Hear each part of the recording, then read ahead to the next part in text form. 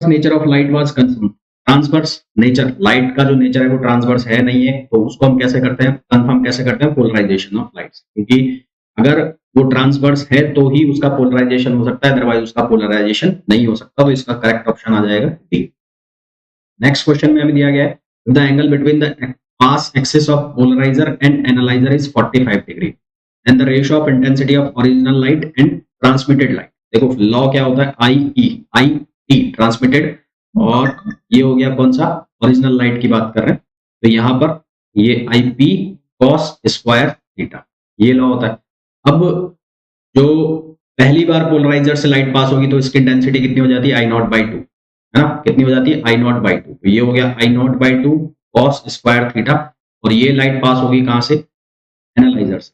तो हमें रेशो निकालना है किसका, I T upon I not initial जो है वैल्यू है इंटेंसिटी लाइट की। अब कॉस स्क्वायर थीटा, कॉस जो थीटा एंगल है उसकी वैल्यू होगी 45 डिग्री, तो 45 डिग्री आएगा कितना, 1/√2, इसका स्क्वायर हो जाएगा तो आंसर आएगा 1/4। ये एक्चुअली ऐसे है, ये पोलराइजर है और ये एनालाइजर है, ये एनालाइजर है, वापस बनाता हूँ, ये बना हुआ है एनालाइजर, ये एक्सिस है, ये इसका ट्रांसमिशन एक्सिस है, यहां से लाइट गई होगी आई नॉट, ये हो गई आई नॉट बाई टू। अब यहां से ये एंगल और ये वाला एक्सिस और ये एक्सिस, इसको मैं यहां पे बना रहा हूं, इनके बीच का एंगल है 45 डिग्री। तो ये जो ट्रांसमिटेड लाइट बाहर निकली है, ये किसके, ये वाली लाइट लेनी है, यानी कि पोलराइजर से निकली हुई लाइट आईपी, वो कितनी हो गई, आई नॉट बाई टू, और इनके बीच का एंगल का स्क्वायर, तो ये कितना हो गया, कॉस स्क्वायर थीटा। थीटा की वैल्यू कितनी दे रखी है, 45। तो यहां से इसको सॉल्व कर लोगे तो करेक्ट आंसर क्या आ जाएगा, इसका डी आ जाएगा। नेक्स्ट क्वेश्चन पे वीडियो में आगे कंटिन्यू करूं उसके पहले आप लोगों को एक इन्फॉर्मेशन देना चाहूंगा। यदि आप लोग प्रिपरेशन कर रहे हैं सीयूईटी पीजी 2025 फिजिक्स एग्जाम के लिए, तो उसके लिए आप बैच ज्वाइन कर सकते हैं मंजिल 2025 सीयूईटी पीजी और फिजिक्स एग्जामिनेशन। इस बैच में आपको लाइव प्लस रिकॉर्डेड क्लास मिलेंगी, साथ ही साथ 1000 प्लस प्रैक्टिस क्वेश्चंस भी मिलेंगे। ये बैच अवेलेबल होगा Ninja prep app by Kapil sir पर, जिसे आप गूगल प्ले स्टोर से डाउनलोड कर सकते हैं। इसका लिंक आपको डिस्क्रिप्शन में भी है। साथ ही साथ अगर आप आईआईटी जैम एग्जाम की प्रिपरेशन कर रहे हैं तो उसके लिए आप बैच ज्वाइन कर सकते हैं लक्ष्य आईआईटी जैम 2025 बैच, जिसमें स्पेसिफिकली जो है वो क्लासेस रहेंगी, एक्सक्लूसिवली क्लासेस रहेंगी आईआईटी जैम के लिए, और साथ ही साथ आपकी टिफर के जो एग्जाम की प्रिपरेशन है वो भी इसमें हो जाएगी। इसके अलावा अगर आप सीएसआईआर नेट की प्रिपरेशन कर रहे हैं और गेट की प्रिपरेशन कर रहे हैं तो उसके लिए आप बैच ज्वाइन कर सकते हैं श्रेष्ठा बैच, जिसमें आपको डिटेल्ड प्रिपरेशन कराई जाएगी सीएसआईआर नेट एग्जामिनेशन 2024 दिसंबर और गेट 2025 एग्जाम की।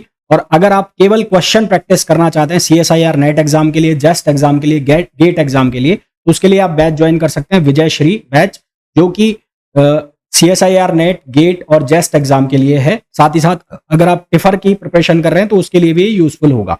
इस बैच में आपको 1200 प्लस क्वेश्चंस, साथ ही साथ फॉर्मूला रिवीजन भी कराए जाएंगे।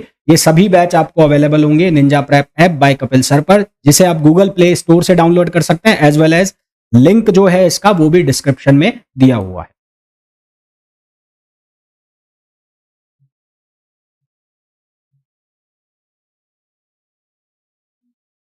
A polaroid is being used as an analyzer।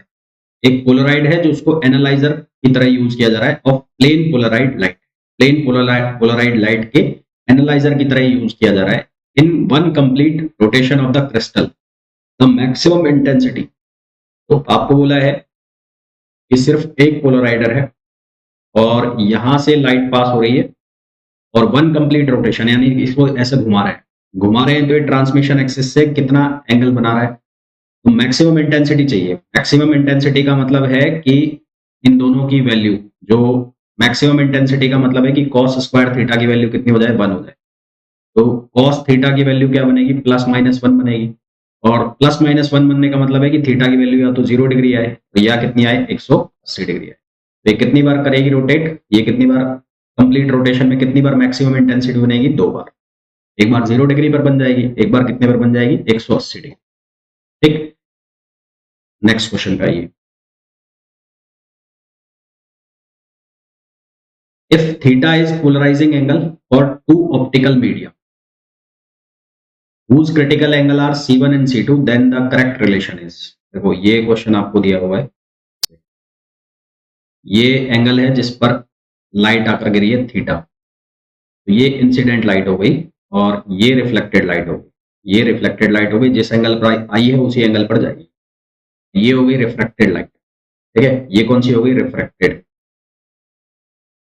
इन दोनों के बीच का एंगल कितना हो गया? 90 डिग्री हो गया। तो ये एंगल कितना बचेगा? ये बचेगा 90 माइनस थीटा। कितना बचेगा? 90 माइनस थीटा। आप स्नेल लॉ यूज करो, Snell's law. Snell's law, Snell's law क्या कहता है? म्यू, इस मीडियम के लिए हम मान लेते हैं म्यू 1 और इस मीडियम के लिए मान लो म्यू 2। तो स्नेल्स लॉ कहता है म्यू 1 साइन आई और equals to mu 2 sine R. तो म्यू 1 साइन आई की वैल्यू कितनी है? थीटा है, और इक्वल्स टू म्यू टू और ये हो गया कितना? Sine 90 minus theta. तो यहां से ये बन गया कितना? Mu 1 sine theta equals to mu 2 cos theta. Sine theta upon cos theta कितना हो गया? Tan theta. तो टेन थीटा की वैल्यू कितनी हो गई? Mu 2 upon mu 1। Tan theta की वैल्यू कितनी हो गई? Mu 2 upon mu 1। अब क्रिटिकल एंगल दे रखे हैं, तो क्रिटिकल एंगल के लिए हम क्या लिखते हैं? हम लिखते हैं क्रिटिकल एंगल के लिए साइन C1 इक्वल्स टू हो जाएगा 1 अपॉन म्यू 1 और साइन C2 इक्वल्स टू हो जाएगा 1 अपॉन म्यू 2। तो यानी कि म्यू 1 अपॉन म्यू 1 को तो आप लिख दो साइन C1 और 1 अपॉन म्यू 2 यानी कि इसको आप ऐसा लिख सकते हो ना, sign C1 upon sine C2। तो जो करेक्ट आंसर आ जाएगा टेन थीटा का वो कितना आ जाएगा? Sign C1 upon sine C2, यानी कि right option is C. Next, इस क्वेश्चन में बोला गया है from Brewster's law except for polished metal surface the polarising angle. तो हमारे पास ब्रूस्टर्स जो लॉ होता है, ब्रूस्टर्स लॉ कहता है कि tan IP equals to mu. तो IP की जो वैल्यू है वो कितनी हो जाएगी? tan inverse mu. तो यहां से हमें दिख रहा है कि पोलराइजिंग एंगल जो है वो डिपेंड कर रहा है किसके ऊपर? रिफ्रैक्टिव इंडेक्स के ऊपर। तो polarising angle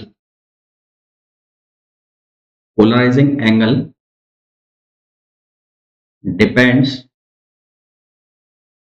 on refractive index, और रिफ्रैक्टिव इंडेक्स पे डिपेंड कर रहा है तो इसलिए किस पे डिपेंड करेगा? ये वेवलेंथ पर भी डिपेंड करेगा। एंड हेंस ऑन वेवलेंथ, और ये वेवलेंथ पर भी डिपेंड करेगा। और वेवलेंथ पर डिपेंड करेगा तो अलग अलग कलर के लिए जो इसकी वैल्यू है, and different for different colours and therefore different for different colours, तो इसकी वैल्यू अलग अलग होगी। नेक्स्ट क्वेश्चन पर, in case of linearly polarise light the magnitude of electric field vector. Magnitude of electric field vector जो linear polarise light के लिए है वो पेरियोडिकली वेरी करता है किसके साथ? टाइम के साथ।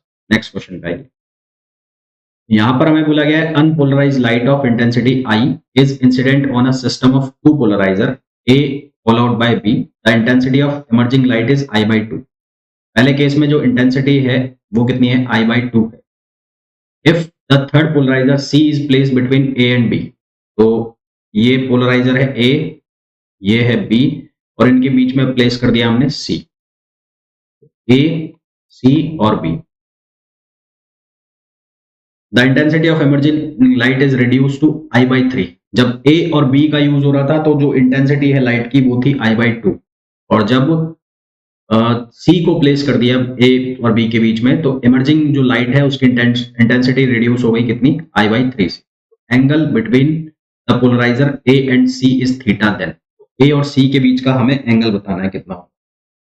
तो सबसे पहले तो हमने ये कंसिडर कर लिया कि A और B जो है शुरू में वो एक दूसरे के पैरेलल है। अब उसके बाद C को हमने प्लेस किया है ना, किसको प्लेस किया है? C को प्लेस किया है। तो C और B के बाद जो लाइट जाएगी इसके बाहर जाएगी C और B के। तो C और B, देखो पहले लाइट आएगी A और C से, A और C के बीच का जो एंगल है वो मान लेते हैं हम थीटा। तो यहाँ की जो लाइट है वो तो I/2 हो जानी है, तो ये कितनी हो जाएगी? IC इक्वल्स टू I/2, और इसको लिख दिया हमने cos स्क्वायर थीटा। कितना लिख दिया? cos square theta. उसके बाद ये लाइट आगे पहुंचेगी कहां पर? B पर। बी पर जो लाइट निकल रही है बाहर, उसकी इंटेंसिटी रिड्यूस हो गई है, कितनी I/3 हो गई है, कितनी हो चुकी है I/3। IB जो है वो कितना हो जाएगा, वो हो जाएगा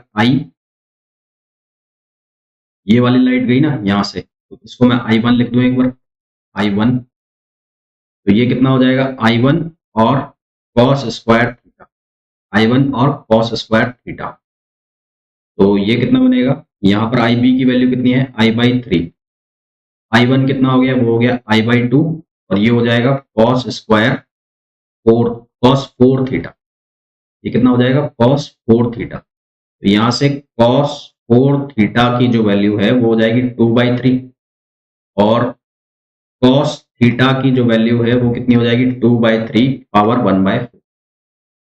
तो 2/3 पावर 1/4, तो हमारे पास करेक्ट आंसर आ जाएगा इसका बी। तो वीडियो को छोड़ने से पहले बात कर लेते हैं हमारे रिजल्ट की। तो 2023 में मैंने ये कोर्सेज वगैरह स्टार्ट किए थे। तो 2023 की अगर मैं बात करूं तो CUET PG का मैंने पहली बार कोर्स स्टार्ट किया था। कुछ एक बच्चों ने IIT के लिए भी ज्वाइन किया था मुझे। तो मोर देन 50 स्टूडेंट्स 2023 की मैं अगर बात करूं तो मोर देन 50 स्टूडेंट्स जो हैं वो बिग 4 यूनिवर्सिटीज मतलब DU, JNU, BHU और HCU में सेलेक्ट हुए थे। इसके अलावा कुछ एक स्टूडेंट्स IITs में भी सेलेक्ट हुए थे। बाकी जो अदर सेंट्रल यूनिवर्सिटीज है लाइक पंजाब, हरियाणा, हिमाचल, पांडिचेरी, उनमें भी काफी सारे स्टूडेंट सेलेक्ट हुए थे। अगर मैं बात करूं 2024 की, 2024 का अभी काउंसलिंग चालू है, चाहे वो IIT JEE JAM की बात कर लें, चाहे हम CUET PG की बात कर लें। फिर भी अगर मैं अभी तक जो मेरे पास अपडेट है उसकी मैं बात करूं तो अभी तक DU का जो भी रिजल्ट आया है उसके अंदर DU के अंदर 5 स्टूडेंट अभी तक सेलेक्ट हो चुके हैं, 2 स्टूडेंट JNU के अंदर सेलेक्ट हो चुके हैं, 4 स्टूडेंट पंजाब में, 5 स्टूडेंट BHU में सेलेक्ट हो चुके हैं, 4 पांडिचेरी में सेलेक्ट हो चुके हैं। इसके अलावा 4 से 5 स्टूडेंट्स जो हैं वो IIT JAM के थ्रू IIT बॉम्बे में, IIT दिल्ली में और IIT कानपुर में सेलेक्ट हो चुके हैं। तो अगर आप लोग भी प्रिपेयर कर रहे हैं IIT JAM एग्जाम के लिए या CUET PG एग्जाम के लिए तो आप ये ऐप जो है Ninja prep app by Kapil sir, जिसका इंटरफेस आपको कुछ इस तरह से दिखाई देगा और जिसे आप गूगल प्ले स्टोर से डाउनलोड कर सकते हैं, वहां आप इस ऐप को ज्वाइन कर सकते हैं। इस ऐप में आपको CUET PG के लिए 2 कोर्स मिल जाएंगे अभी।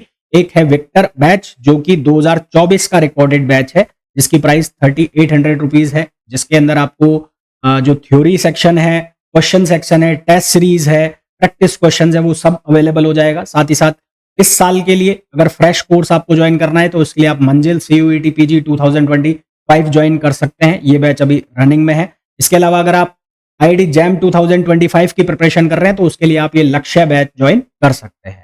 तो होपफुली ये जो वीडियो है आप लोगों के लिए बहुत यूजफुल रहा होगा। वीडियो को छोड़ने के पहले प्लीज वीडियो को लाइक जरूर करें, चैनल को सब्सक्राइब नहीं किया चैनल को सब्सक्राइब करें और वीडियो को शेयर जरूर करें।